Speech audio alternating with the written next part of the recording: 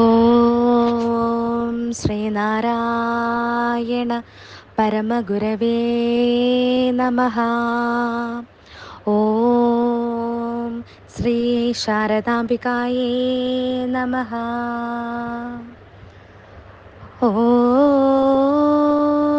ഗുരുർബ്രഹ്മാ ഗുരുർവിഷ്ണു ഗുരുർദേവോ മഹേശ്വരഃ ഗുരുർസാക്ഷാത് പരം ബ്രഹ്മ തസ്മൈ ശ്രീ ഗുരവേ നമഃ.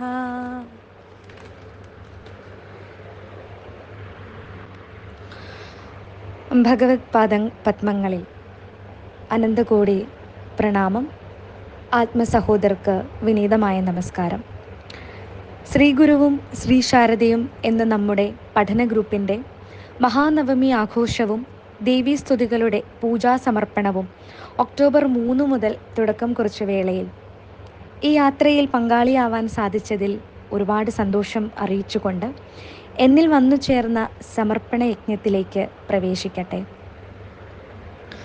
ഭഗവാന്റെ കൃതികളിൽ ഏറ്റവും പ്രധാനപ്പെട്ട ദേവി സ്തോത്രകൃതിയായിട്ടുള്ള മണ്ണന്തല ദേവീസ്തവം, ഈ കൃതിയുടെ വിചാരണമാണ് ഇന്നെന്നിൽ നിക്ഷിപ്തമായിരിക്കുന്നത്.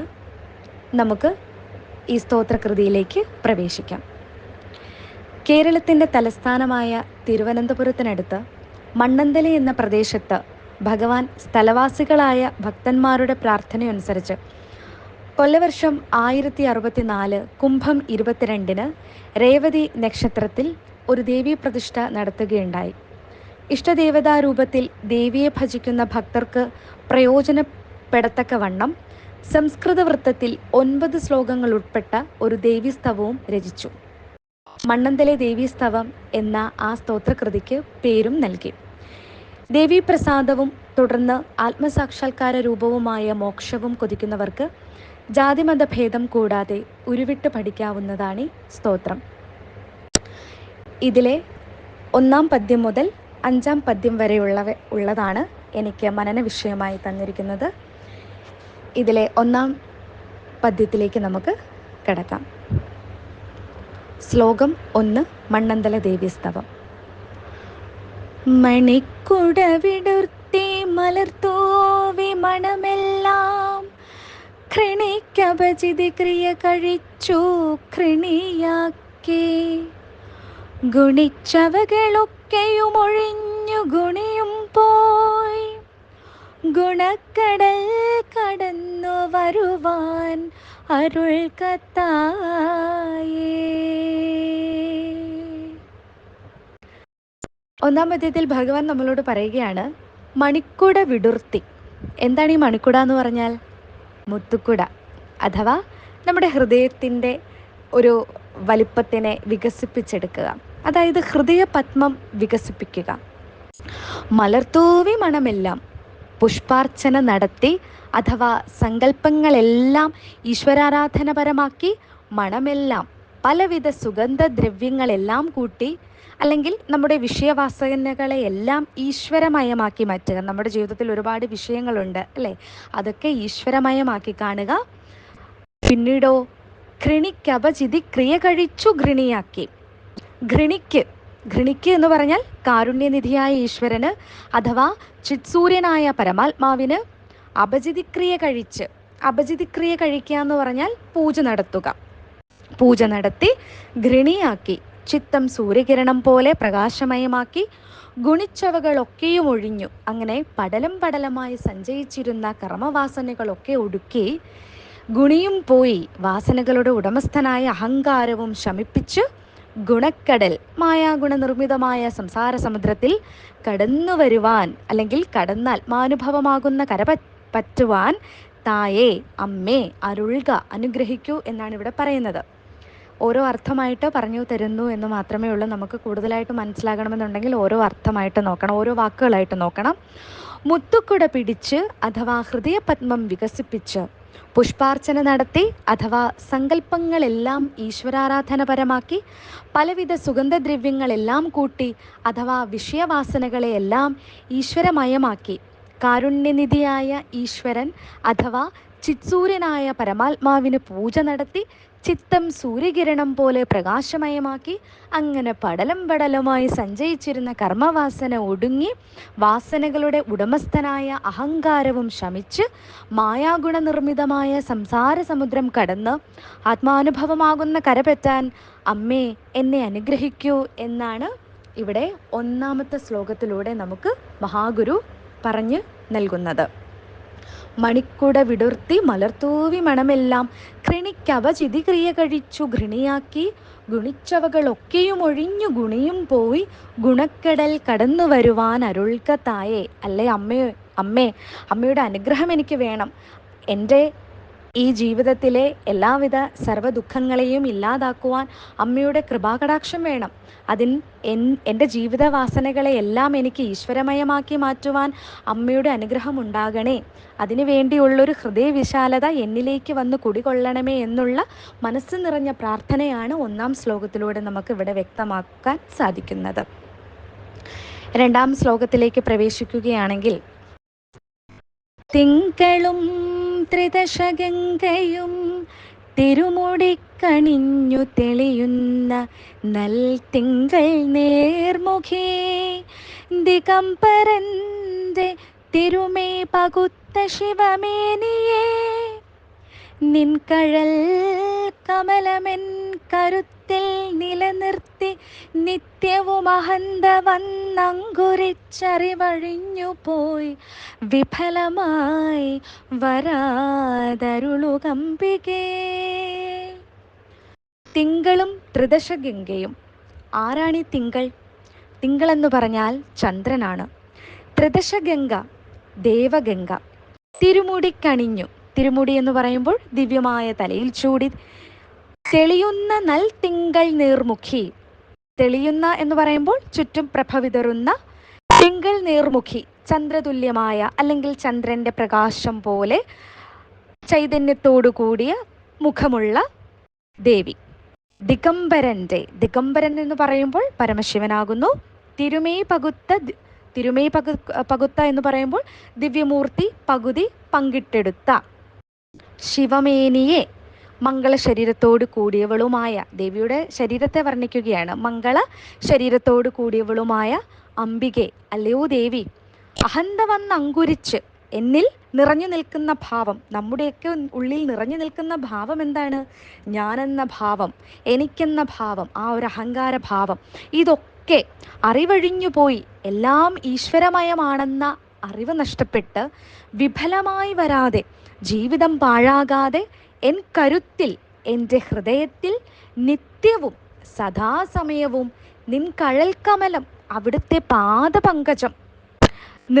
പാദപങ്കജം എന്ന് പറയുമ്പോൾ നിന്റെ പാദം അല്ലെങ്കിൽ നിന്റെ കാലടികൾ നിർത്തി ഉറപ്പിച്ച് അരുളുക, അല്ലെങ്കിൽ എന്താണ്? അനുഗ്രഹിക്കുക. അപ്പം നമ്മുടെയൊക്കെ ജീവിതത്തിൻ്റെ ഏറ്റവും വലിയൊരു പ്രത്യേകത, നമ്മളെപ്പോഴും അഹങ്കാരത്തോടുകൂടി ചിന്തിക്കുന്നവരാണ്. എനിക്കൊരുപാട് അറിവുണ്ട്, അല്ലെങ്കിൽ എനിക്കൊരുപാട് സമ്പത്തുണ്ട്, എനിക്കൊരുപാട് സുഖങ്ങളുണ്ട്. ഇതൊക്കെ നമ്മുടെ ജീവിതത്തിലേക്ക് വരുന്നത് എങ്ങനെയാണ്? ഈശ്വരൻ്റെ ഭിക്ഷയാണതൊക്കെ. ആ ഈശ്വരൻ്റെ ഭിക്ഷയാണെന്നുള്ള തിരിച്ചറിവുണ്ടെങ്കിൽ മാത്രമേ നമുക്ക് തീർച്ചയായിട്ടും ഒരു ഉന്നതിയിലേക്ക് എത്താൻ സാധിക്കുകയുള്ളൂ. ഭിക്ഷയാണെന്നുള്ളൊരു തിരിച്ചറിവ് നമുക്ക് തീർച്ചയായിട്ടും ഉണ്ടാകണം. അതായത് ചന്ദ്രനും ദേവഗംഗയും ദിവ്യമായ തലയിൽ ചൂടി ചുറ്റും പ്രഭ വിതറുന്ന ചന്ദ്രതുല്യമായ മുഖത്തോടു കൂടിയവളും പരമശിവന്റെ ദിവ്യമൂർത്തി പകുതി പങ്കിട്ടെടുത്ത മംഗളശരീരത്തോട് കൂടിയവളുമായ അല്ലയോ ദേവി, ഞാനെന്ന ഭാവം വന്നു കയറി എല്ലാം ഈശ്വരമയമാണെന്ന അറിവ് നഷ്ടപ്പെട്ട് ജീവിതം പാഴാകാതെ എൻ്റെ ഹൃദയത്തിൽ സദാസമയവും അവിടുത്തെ പാദപങ്കജം ഉറപ്പിച്ച് അനുഗ്രഹിക്കുക എന്നാണ് രണ്ടാം ശ്ലോകത്തിലൂടെ ഭഗവാൻ നമുക്ക് വ്യക്തമാക്കി നൽകുന്നത്. മൂന്നാം ശ്ലോകത്തിലേക്ക് പ്രവേശിക്കാം. പ്രഭാരൂപയാം നിൻ പ്രകാരം നിനച്ചാൽ പ്രഭാരം കെടും ഹൃത്പ്രസാദാലെവർക്കും പ്രസാദിക്കുമെല്ലാവനും ത്വത്പ്രസാദാൽ പ്രയാസം സമസ്തം പ്രയാതീവ ദൂരം. വളരെ ശാന്തിയോടുകൂടി നമുക്ക് ചൊല്ലാൻ കഴിയുന്ന ഒരു ശ്ലോകമാണ് 3-ാം ശ്ലോകം എന്ന് പറയുന്നത്. ദേവിയുടെ പ്രഭ ചൊരിയുന്ന ആ ഒരു ദിവ്യ ശരീരത്തിനെ നമുക്കിവിടെ ദർശിക്കാൻ തീർച്ചയായും സാധിക്കും. പ്രഭാരൂപയാം, പ്രകാശം നിറഞ്ഞ വിദ്യാരൂപിണിയായ നിൻ പ്രകാരം എന്ന് പറയുമ്പോൾ ദേവിയുടെ പ്രവർത്തന വിധമാകുന്നു. ദേവിയുടെ പ്രവൃത്തി നനച്ചാൽ, വിചാരം ചെയ്തറിഞ്ഞാൽ, അല്ലെങ്കിൽ ചിന്തിച്ചു നോക്കിയാൽ ഏവർക്കും എന്ന് പറഞ്ഞാൽ എന്താണ്? എല്ലാവർക്കും. ഹൃത്പ്രസാദാൽ എന്ന് പറഞ്ഞാൽ ചിത്തം കുളിർത്ത്, അല്ലെങ്കിൽ മനസ്സ് നിറഞ്ഞ്, മനസ്സ് കുളിർത്ത്. പ്രഭാരം കെടും, സംസാരക്ലേശമില്ലാതാവും. സംസാര സമുദ്രത്തിലാണ് നാം എല്ലാവരും അകപ്പെട്ടിരിക്കുന്നത്. അവിടെ ധാരാളം ക്ലേശമുണ്ട്, അതൊക്കെ ഇല്ലാതാകും. എല്ലാവരും ആശ്രയിച്ചാരിലും പ്രാർത്ഥിക്കുന്ന എല്ലാ ഭക്തരിലും, ജാതിമത ഭേദമന്യേ എല്ലാ ഭക്തരിലും പ്രസാദിക്കും. അമ്മ പ്രസന്നയാകും, അനുഗ്രഹിക്കും. ത്വത്പ്രസാദാൽ, ദേവിയുടെ പ്രസാദമുണ്ടായാൽ, ദേവിയുടെ പ്രസാദം നമുക്ക് ലഭിച്ചാൽ, സമസ്തം പ്രയാസം, അല്ലെ, നമ്മുടെ ഈ സമസ്ത പ്രയാസങ്ങളും സകല ദുഃഖങ്ങളും ദുരിതങ്ങളും ദൂരം പ്രയാതി ഏവ, അതായത് അകന്നകന്നു പോകുക തന്നെ ചെയ്യും. എന്താണ് ഇതിൻ്റെയൊക്കെ അർത്ഥം വരുന്നത്? പ്രകാശം നിറഞ്ഞ വിദ്യാരൂപിണിയായ ദേവിയുടെ പ്രവർത്തന വിധം വിചാരം ചെയ്തറിഞ്ഞാൽ ആർക്കും ചിത്തം കുളിർത്ത്, അല്ലെങ്കിൽ മനസ്സ് നിറഞ്ഞ് സംസാരക്ലേശമില്ലാതാകും. ആശ്രയിച്ചാരിലും അമ്മ പ്രസന്നയാകും. ദേവിയുടെ പ്രസാദമുണ്ടായാൽ സകല ദുഃഖവും അകന്നകന്നു പോകുക തന്നെ ചെയ്യും. നമുക്കൊരു ദുഃഖമുണ്ടായാൽ ആദ്യം നാം ഈശ്വരനെ വിളിക്കും. ഈശ്വരനെ വിളിച്ച് നമ്മുടെ സർവ്വ ദുഃഖങ്ങളും ദുരിതങ്ങളും അവിടുത്തെ പാദപത്മങ്ങളിൽ നമ്മൾ സമർപ്പിക്കും. അതിപ്പോൾ മഹാഗുരു ആയിക്കോട്ടെ, മറ്റ് ഏത് വിശ്വാസത്തിലിരിക്കുന്ന ദൈവങ്ങളോ ആയിക്കോട്ടെ, അവരോടാണ് നമ്മൾ ആദ്യം പറയുക. അപ്പോൾ നമ്മുടെ മുന്നിലേക്ക് ഒരു പ്രകാശം ചൊരിയും. അവരുടെ അനുഗ്രഹമാണ് നമുക്ക് ഈ ആപത്ത് അപകടങ്ങളിൽ നിന്നുമൊക്കെ രക്ഷ നേടുവാനുള്ളൊരു വഴി തെളിഞ്ഞു വരുന്നത് അവരുടെ അനുഗ്രഹത്തിലൂടെയാണ്. എപ്പോഴും ഒരു കാര്യം ശ്രദ്ധിക്കുക, നമ്മുടെ ജീവിതത്തിൽ വന്നു ചേർന്നിരിക്കുന്ന സകലവിധ സൗഭാഗ്യങ്ങളും ഈശ്വരൻ്റെ ഭിക്ഷയാണ്. എന്തിന്? നമ്മൾ ഈ പറയുന്ന ഓതും മൊഴി, അല്ലേ, നമ്മൾ ഈ പറയുന്ന ശബ്ദം പോലും ഈശ്വരൻ്റെ ഭിക്ഷയാണ്. നമ്മുടെ ഈ ശരീരം എന്ന് പറയുന്നത് പഞ്ചഭൂത നിർമ്മിതമാണ്, അതും ഈശ്വരൻ്റെ ഭിക്ഷ തന്നെയാണ്. നമ്മുടെ ഈ പ്രപഞ്ചം, ഈ പ്രകൃതിയിൽ നിറഞ്ഞു നിൽക്കുന്ന സകല ചരാചരങ്ങളും ജീവജാലങ്ങളും ദൈവമഹിമയും ദൈവവും എല്ലാം ഒന്നു തന്നെയാണ്. പിന്നെ എങ്ങനെയാണ് നമ്മിൽ വന്ന് നിറഞ്ഞു നിൽക്കുന്ന അഹങ്കാരം? അതൊരിക്കലും നമ്മുടെ ഉള്ളിൽ നിലനിൽക്കാതിരിക്കട്ടെ. എല്ലാം ഈശ്വരഭിക്ഷയാണെന്ന് സങ്കല്പിച്ച് സകലതും ഈശ്വരമയമാക്കി ജീവിതം ആരംഭിച്ചാൽ ജീവിതത്തിൻ്റെ സംസാര ക്ലേശങ്ങൾക്ക് ഒരുപാട് മാറ്റമുണ്ടാകുമെന്നാണ് ഭഗവാൻ നമ്മെ പഠിപ്പിക്കുന്നത്. 4-ാം ശ്ലോകത്തിലേക്ക് പ്രവേശിച്ചാൽ, സാധിക്കും സകലം സമസ്ത ഭുവനങ്ങൾക്കും ഹിതം നൽകി നീ ചേതസ്സിങ്കലിരിക്ക കൊണ്ടു ജനനീ ചൈതന്യമായി എപ്പോഴും ബോധിപ്പിപ്പതശേഷമമ്പുതയിൽ വന്നേറിക്കലർന്നേടും അസ്രോതസ്സെന്ന കണക്കു നിന്നടിയിൽ വന്നേറുന്നു മാറുന്നിതേ.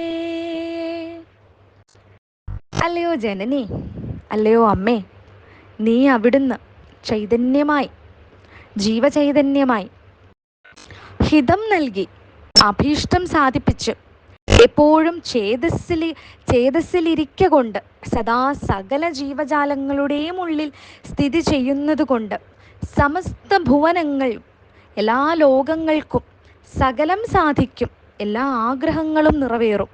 അമ്പുതിയിൽ വന്നേറിക്കലർന്നീടും, സമുദ്രത്തിൽ വന്നു നിറയുന്ന സ്രോതസ് എന്ന കണക്ക്.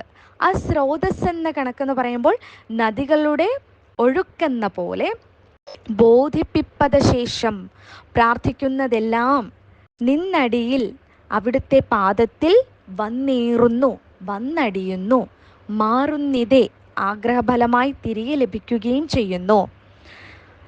നമ്മളെല്ലാവരും നമ്മുടെ സമസ്ത ദുരിതങ്ങളും ദേവിയുടെ പാദത്തിൽ അർച്ചനയായി സമർപ്പിക്കുകയാണ്. മനമലർ കൊയ്തു മഹേശപൂജ ചെയ്യുന്നത് പോലെ. അല്ലയോ അമ്മേ, അവിടുന്ന് ജീവചൈതന്യമായി അഭീഷ്ടം സാധിപ്പിച്ച് സദാ സകല ജീവജാലങ്ങളുടെയും ഉള്ളിൽ സ്ഥിതി ചെയ്യുന്നത് കൊണ്ട് എല്ലാ ലോകങ്ങൾക്കും എല്ലാ ആഗ്രഹങ്ങളും നിറവേറും. സമുദ്രത്തിൽ വന്നു നിറയുന്ന നദികളുടെ ഒഴുക്കെന്ന പോലെ പ്രാർത്ഥിക്കുന്നതെല്ലാം അവിടുത്തെ പാദത്തിൽ വന്നടിയുകയാണ്. ആഗ്രഹഫലമായി തിരികെ ലഭിക്കുകയും ചെയ്യുന്നു. നമ്മുടെ പ്രാർത്ഥന ഒരു നദി ഒഴുകുന്നത് പോലെ അവിടുത്തെ പാദത്തിൽ വന്ന് അടിഞ്ഞു ചേരുകയാണ്. ഒരു വലിയ സമുദ്രം എടുക്കുന്നു, ആ സമുദ്രത്തിൽ ധാരാളം ജലം കാണപ്പെടുന്നു. അപ്പോൾ ആ ജലം പല രീതികളിലും നമുക്കതിനെ എടുക്കാം. അതിൻ്റെ ആഴവും അതിൻ്റെ തിരയുമൊക്കെ നമുക്ക് എടുക്കാം. അപ്പോൾ അതുപോലെയാണ് ഓരോ മനുഷ്യരുടെയും പ്രാർത്ഥനകൾ. ഒരു വലിയ സമുദ്രം കൂടുന്നത് പോലെ എല്ലാ മനുഷ്യരെയും ഒരുമിച്ച് നമുക്ക് കാണാം. അവരുടെ എല്ലാം പ്രാർത്ഥന ഒഴുകിയെത്തുന്നത് അമ്മയുടെ പാദത്തിലേക്കാണ്, ആ പാദപത്മങ്ങളിലേക്കാണ്. ആ പാദപത്മങ്ങൾ വിരിയിച്ചുകൊണ്ടാണ് അമ്മ എനിക്ക് എന്നും അനുഗ്രഹം നൽകുന്നത്. ആ അനുഗ്രഹം ലഭിക്കണമെന്നുണ്ടെങ്കിൽ നാം തീർച്ചയായും വളരെ സമാധാനത്തോടു കൂടി, സ്വസ്ഥതയോടു കൂടി ദിവസവും പ്രാർത്ഥിക്കുക. പ്രാർത്ഥനയിലൂടെ പലവിധ രോഗങ്ങളും നമുക്ക് മാറ്റിയെടുക്കാൻ സാധിക്കുമെന്ന് ഭഗവാൻ തന്നെ നമ്മളെ പഠിപ്പിക്കുന്നുണ്ട്. അല്ലയോ അമ്മേ, അവിടുന്നല്ലാതെ ആരാണ് എൻ്റെ പ്രാർത്ഥന കേൾക്കുന്നത്? സമുദ്രത്തിൽ വന്ന് നിറയുന്ന നദികളുടെ ഒഴുക്കുന്ന പോലെ പ്രാർത്ഥിക്കുന്നതെല്ലാം അവിടുത്തെ പാദത്തിൽ വന്നടിയുകയാണ്.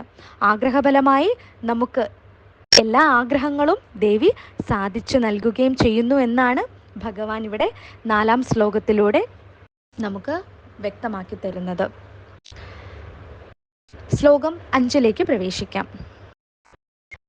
ദക്ഷപുത്രേ ധനുജാന്തകേ ത്വതനുസാരി വാരിയിലഴുന്തിടാതെ അക്ഷമൊക്കെയുമടക്കി വാഴ്വതിനനുഗ്രഹിക്ക പരദേവമേ.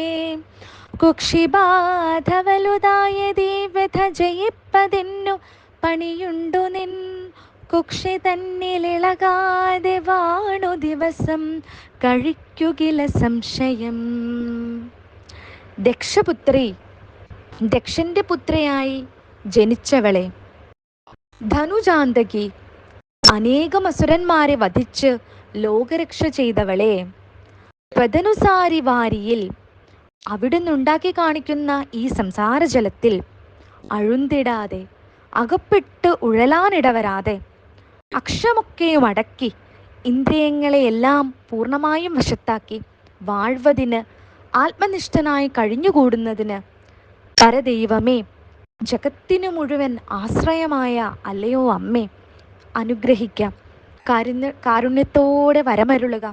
കുക്ഷിബാധ വലുതായത്, ഇന്ദ്രിയങ്ങളെ തൃപ്തിപ്പെടുത്തി ദേഹത്തെ പോറ്റിക്കൊണ്ടുപോകാനുള്ള ഒരു ബുദ്ധിമുട്ട് അഥവാ ക്ലേശം അതികഠിനമാകുന്നു.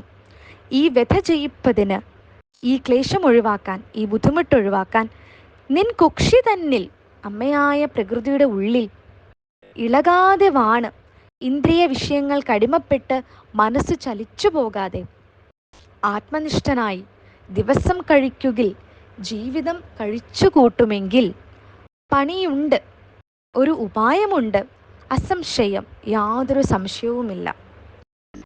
ദക്ഷപുത്രി ധനുജാന്തകി ത്വതനുസാരി വാരിയിലെഴുന്തിടാതെ അക്ഷമൊക്കെയും അടക്കി വാഴ്വതിനനുഗ്രഹിക്ക പരദേവമേ. നോക്കൂ, ആ വരികളിൽ നിറഞ്ഞു നിൽക്കുന്ന അതികഠിനമായ ഭക്തിയാണ് കാണിക്കുന്നത്.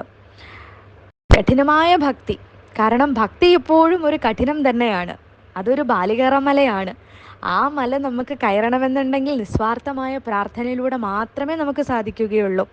ദക്ഷന്റെ പുത്രിയായി ജനിച്ചവളെ, അനേകം അസുരന്മാരെ വധിച്ച് ലോകരക്ഷ ചെയ്തവളെ, അവിടുന്ന് ഉണ്ടാക്കി കാണിക്കുന്ന ഈ സംസാര ജലത്തിൽ അകപ്പെട്ടുഴലാൻ ഇടവരാതെ ഇന്ദ്രിയങ്ങളെല്ലാം പൂർണ്ണമായും വശത്താക്കി ആത്മനിഷ്ഠനായി കഴിഞ്ഞുകൂടുന്നതിന് ജഗത്തിന് മുഴുവൻ ആശ്രയമായ അല്ലയോ അമ്മേ. നമ്മുടെ ജീവിതത്തിൽ ആവശ്യമില്ലാത്ത ഒരുപാട് കാര്യങ്ങൾ നമ്മൾ ചെന്ന് ചാടും. എങ്ങനെയാണത്? ഇന്ദ്രിയങ്ങളാണ് നമ്മളെ അങ്ങോട്ട് കൊണ്ടുപോകുന്നത്. ചക്ഷുരാദികൾ ചതിക്കുന്ന വഴിയിലൂടെയാണ് നമ്മൾ നടന്നു പോകുന്നത്. കാരണം എന്താണ്? ഇന്ദ്രിയങ്ങളിൽ അടിമപ്പെട്ട് ജീവിക്കുന്നത് കൊണ്ടാണ് നമ്മുടെ ജീവിതത്തിൽ ധാരാളം ദുഃഖങ്ങൾ ഉണ്ടാകുന്നത്. ഈ ദുഃഖങ്ങളെയൊക്കെ നമുക്ക് ഇല്ലായ്മ ചെയ്യണമെന്നുണ്ടെങ്കിൽ ഇന്ദ്രിയങ്ങളെ നിയന്ത്രിച്ചേ മതിയാകൂ. അപ്പോൾ ഈ ഇന്ദ്രിയങ്ങളെല്ലാം പൂർണ്ണമായും വശത്താക്കി ആത്മനിഷ്ഠനായി കഴിഞ്ഞുകൂടുന്നതിന് ജഗത്തിന് മുഴുവനും ആശ്രയമായോ അല്ലയോ അമ്മേ, കാരുണ്യത്തോടെ വരമരുളുക, അതിനെന്നെ അനുഗ്രഹിക്കുക. ഇപ്രകാരം ഇന്ദ്രിയങ്ങളിൽ അടിമപ്പെട്ടു പോകാതെ ജീവിക്കുവാൻ എന്നെ കാരുണ്യത്തോടെ വരമരുളുക. ഇന്ദ്രിയങ്ങളെ തൃപ്തിപ്പെടുത്തി ദേഹത്തെ പോറ്റിക്കൊണ്ടു പോകാനുള്ള ക്ലേശം അതികഠിനമാണ്. നമ്മളെപ്പോലുള്ള സാധാരണ മനുഷ്യർക്ക് ഒരിക്കലും വിജയിക്കാൻ പറ്റാത്തൊരു കാര്യമാണിത്. ഇന്ദ്രിയങ്ങളെ തൃപ്തിപ്പെടുത്തി ദേഹത്തെ പോറ്റിക്കൊണ്ട് പോകാനുള്ള പ്രയാസം അത് പൂർണ്ണമായും നമുക്ക് ഇല്ലാതാക്കാൻ സാധിക്കില്ല. ഈ ക്ലേശം ഒഴിവാക്കാൻ ജഗദീശ്വരിയുടെ അമ്മയായ ജനനിയായ പ്രകൃതിയുടെ ഉള്ളിൽ ഇന്ദ്രിയ വിഷയങ്ങൾക്ക് അടിമപ്പെട്ട് മനസ്സ് ചലിച്ചു പോകാതെ ആത്മനിഷ്ഠനായി ജീവിതം കഴിക്കുകയിൽ ഉപായമുണ്ട്, സംശയമില്ല എന്നാണ് ഇവിടെ പറയുന്നത്. ഇപ്രകാരം ഭഗവതിയോട് ദേവിയോട് പ്രാർത്ഥിച്ച് മനസ്സിനെ നിയന്ത്രിച്ച് മറ്റ് സംസാര വിഷയങ്ങളിലേക്ക് കടന്നു പോകാതെ, സംസാര ദുഃഖങ്ങളിലേക്ക് കടന്നു പോകാതെ ഈ സംസാര സമുദ്രത്തിൽ നിന്നും മറുകരയിലേക്ക് നമുക്ക് പോകുവാൻ പ്രാർത്ഥനയല്ലാതെ മറ്റൊരു മാർഗവുമില്ല. ഈ മാർഗമാണ് നമ്മളെപ്പോലെയുള്ള സാധാരണക്കാരെ ഈശ്വരനിലേക്ക് അടുപ്പിക്കുന്നത്. നമ്മുടെ ജീവിതത്തിൽ ഉണ്ടാകുന്ന ദുഃഖങ്ങളും ദുരിതങ്ങളും ഭഗവത് പാദങ്ങളിൽ സമർപ്പിക്കുക, മറ്റുള്ളവരുടെ നന്മയ്ക്ക് വേണ്ടി പ്രാർത്ഥിക്കുക, പ്രവർത്തിക്കുക, എല്ലാവരും നമ്മുടെ ആത്മസഹോദരരാണ് എന്ന് വിശ്വസിക്കുക. അങ്ങനെ ജീവിക്കുകയാണെങ്കിൽ, ഇന്ദ്രിയങ്ങളിൽ അടിമപ്പെട്ട് ജീവിക്കാതിരിക്കുകയാണെങ്കിൽ തീർച്ചയായിട്ടും നമ്മുടെയൊക്കെ ജീവിതാവസാനം മോക്ഷപ്രാപ്തി തന്നെയാണ് ലഭിക്കുക. എല്ലാവരും ആഗ്രഹിക്കുന്നത് മോക്ഷപ്രാപ്തിയാണ്. ഈ മോക്ഷപ്രാപ്തിയിലേക്ക് നമ്മെ എത്തിക്കുന്നതിൽ പ്രധാന പങ്ക് വഹിക്കുന്ന ഒന്നാണ് ഗുരുദേവ കൃതികളെന്ന് പറയുന്നത്. ശ്രേഷ്ഠമായ ഈ സ്തോത്രകൃതിയായിട്ടുള്ള ഈ മണ്ണന്തല ദേവീസ്തവം എല്ലാവരും ദിവസവും പാരായണം ചെയ്യുന്നത് വളരെ നല്ലതാണ്. നമ്മുടെ എല്ലാ ക്ലേശവും ഇതിലൂടെ ഇല്ലായ്മ ചെയ്യും എന്ന് പൂർണ്ണമായും വിശ്വസിക്കുക. ഭഗവത് പാദങ്ങളിൽ അനന്തകോടി പ്രണാമമർപ്പിച്ചുകൊണ്ട് എനിക്കിങ്ങനെ ഒരു അവസരം നൽകിയ ശ്രീ ഗുരുവും ശ്രീ ശാരദയും ഗ്രൂപ്പിലെ അഡ്മിൻ പാനലിനോട് ഹൃദയം നിറഞ്ഞ നന്ദിയും സ്നേഹവും അറിയിച്ചുകൊണ്ട് എല്ലാവർക്കും ഭഗവാന്റെ അനുഗ്രഹം ഉണ്ടാകട്ടെ എന്ന് പ്രാർത്ഥിച്ചുകൊണ്ട് നിർത്തുന്നു. നന്ദി, നമസ്തേ.